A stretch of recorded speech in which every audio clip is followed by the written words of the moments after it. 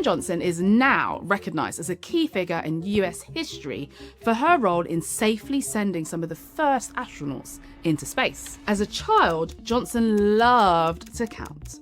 Her steps, the dishes she washed, pretty much anything that could be counted, she did. In 1953, Johnson joined NACA, a US government agency developing advanced aircraft.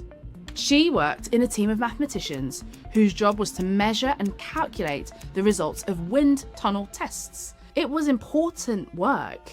But despite this, Johnson and her black colleagues were forced to use separate offices, toilets, and cafeterias.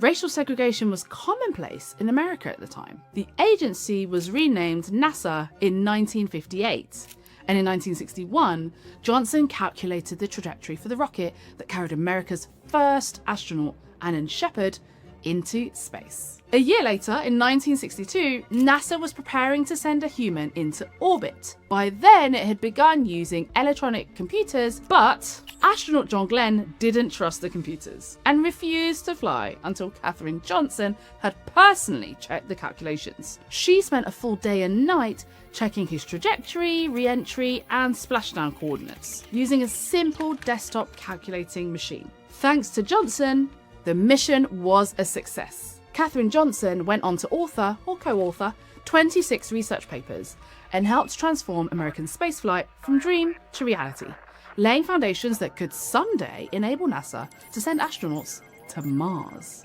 Who's your favourite scientist from history? Let us know in the comments.